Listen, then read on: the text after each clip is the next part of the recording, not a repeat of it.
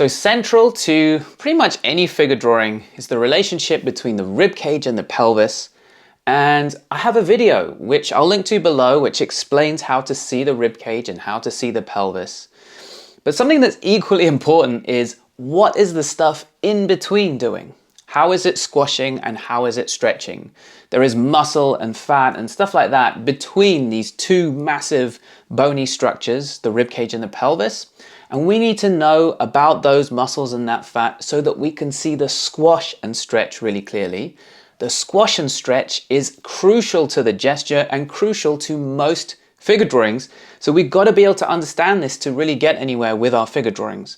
And I'm just realizing that we have not covered this in a video. So I don't know how that's happened, but we are going to cover it right now. Okay, so I got some diagrams here for you. Now this rib cage and pelvis, right? This is the rib cage and pelvis structure, but highly simplified. This isn't the full structure of these two things. I've just simplified it for today. Like you'll see there's no ribs here, and also the pelvis, it's not all there. But the main things that we need to note are here, just to keep it simple. Because what we're focused on is really just two muscles, right? This one in green and this one in yellow. The one in green is called the rectus abdominis. It's the abs, right? It's this column that runs down the middle of our tummies, basically. And the one on the side is the external obliques. Less famous than the abs, but for figure drawing, arguably more important. But so these abs, right? Notice how we have this arch of the rib cage, and above that we have the sternum, which runs down the middle of the chest.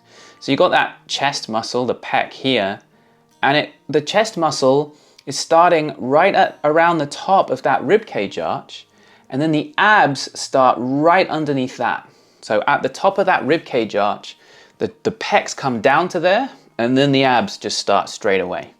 And they're going to come right down to the crotch. So there's this column, and it goes right down the front middle of your torso. Reasonably straightforward. A lot of people get caught up with this column in the sort of six-pack abs, the definition of the individual, abs there.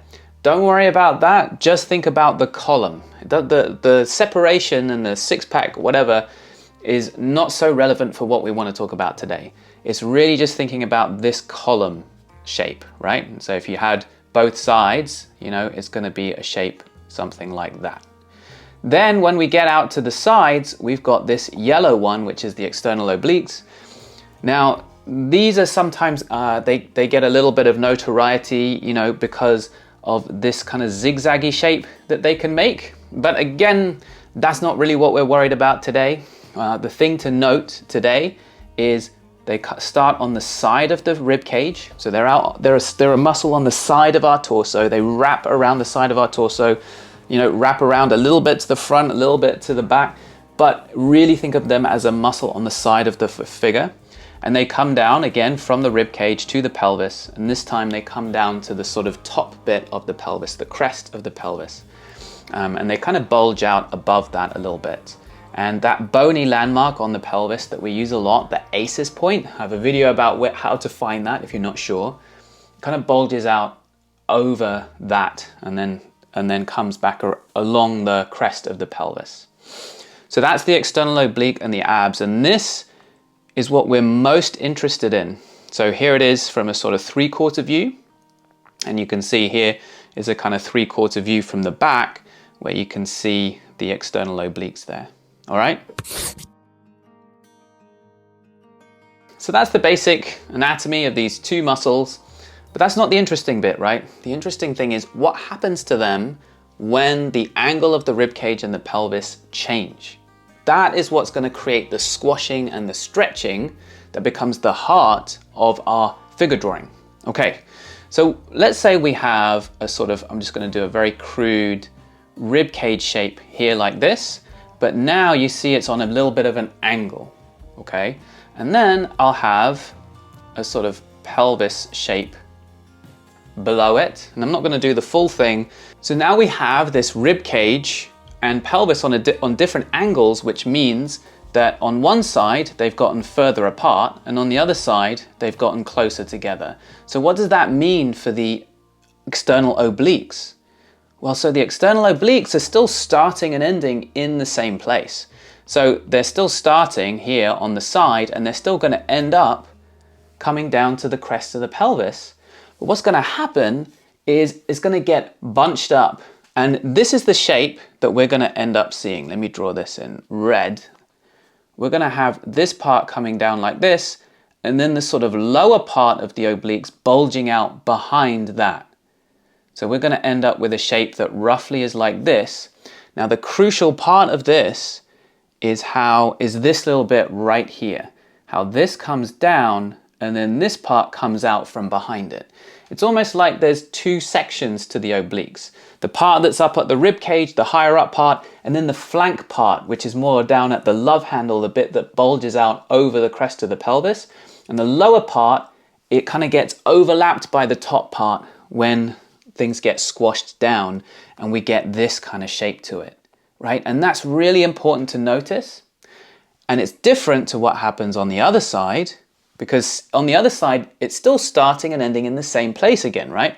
So the external obliques are still starting out on the side of the rib cage, and we're not going to worry about all the, zigzagging and stuff. We're just thinking in basic terms here. And it's still going to end up down here, but this time, instead of it all getting squashed with the flank part kind of going a little bit behind the top part, it all just gets stretched out. There's no overlap here. There isn't the top part and then the bottom part emerging from behind it. Now it's just going to be kind of like an S-shaped curve, right? Because it all just gets stretched out, right? And so that is the shape that we're going to see when we're drawing our squash and stretch. What about the abs? What about that column going down the middle of the tummy, basically? So here's what happens with that. You can think of the abs as this column and think at the rib cage, it's going to get launched off on a trajectory in line with the rib cage, but it's going to come down to the crotch, right? And then the crotch, you can think it's getting launched off from the crotch in line with the pelvis, and they're two different angles.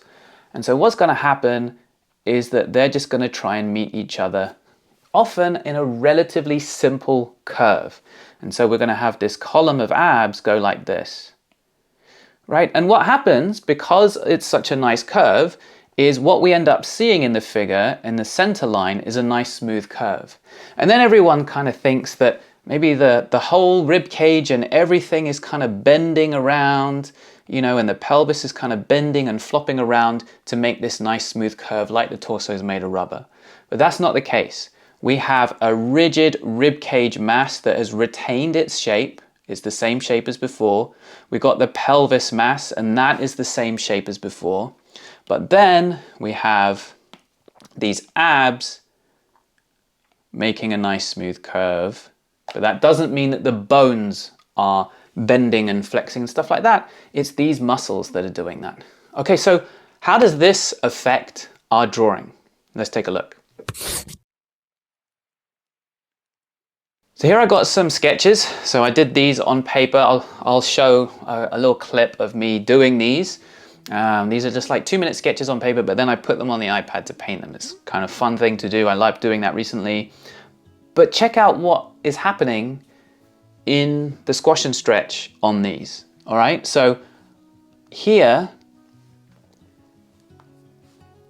it's not like I'm doing some big anatomical diagram. I'm just doing sketches, 2-minute sketches. I'm trying to keep them lively and gestural. But you see how the anatomy plays in here, because I make sure to bring this down and then have this part come out from behind it, because it's a front view and that's the squash side. Whereas I don't have any kind of overlap like that on the stretch side. I might have like an S-shaped curve, and I'm just thinking, all right, so the rib cage comes out to here.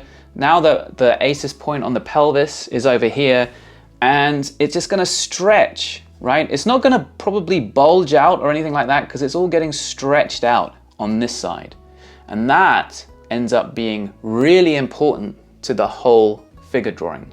So I made sure to show this squash and stretch for the front view, but also for the back view. So you'll see on the front view, we've got a shape like this for the squash side, and then the sort of stretch side is this kind of S-shaped curve. We get a similar stretch on the back view, the stretch side, it's kind of an S-shaped curve, but the overlap in the squash side is different. This time, we're looking at it from the back, and so that kind of flank bit of the external obliques, which kind of wraps around a bit more to the back, that ends up being the thing that's kind of overlapping the top part. So that's why the shape of these overlaps is different.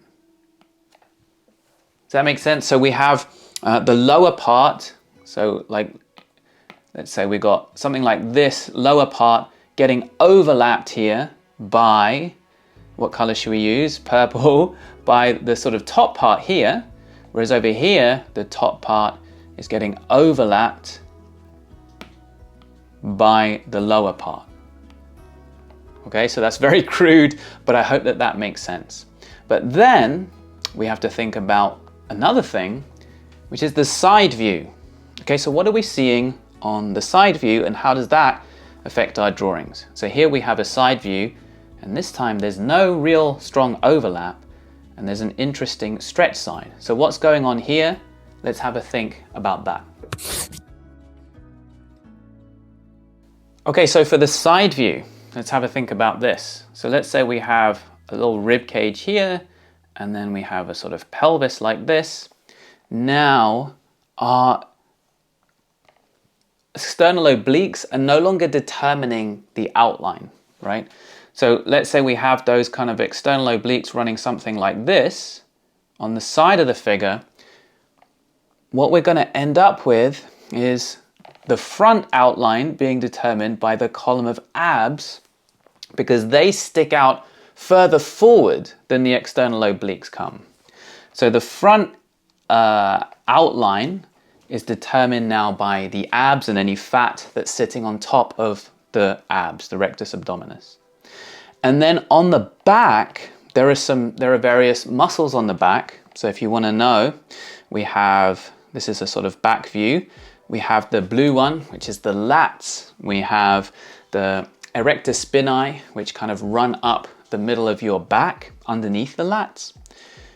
But ultimately, the shape of this is mostly determined by the curvature of the spine. And so we don't need to think too much in terms of the muscularity here.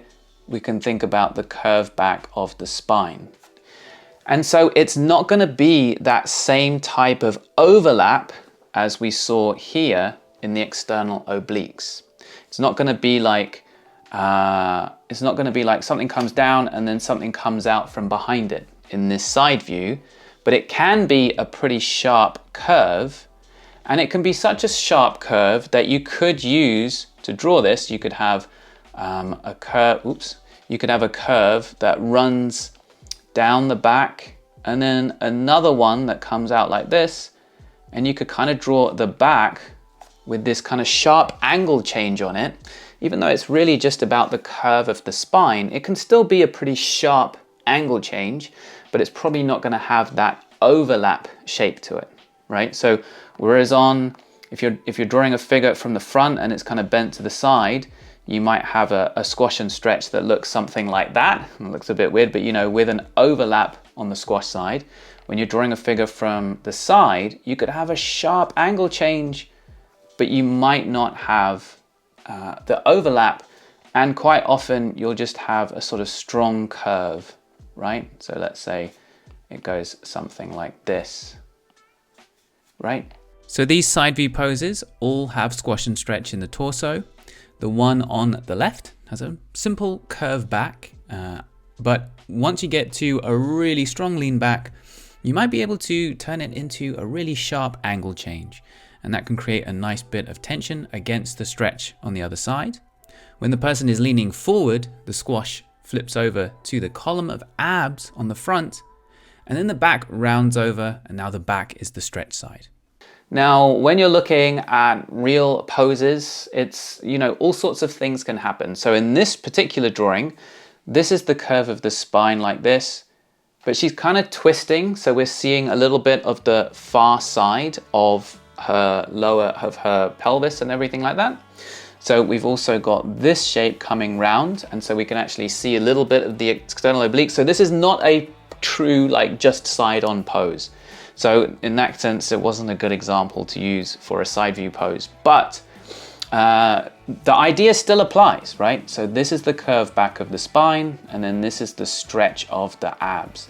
Now, one thing that's worth noting is that often the abs will have a sort of shape, a curvature to them. Let me use green here. A curvature to them running down to about the belly button, and then they'll have a new curve, a second curve, running underneath the belly button. And so often that big stretch of the column of the abs, the curvature, sometimes it might be a big simple C-shaped curve all the way down, but often it will get a little bit broken up between above the belly button and below the belly button.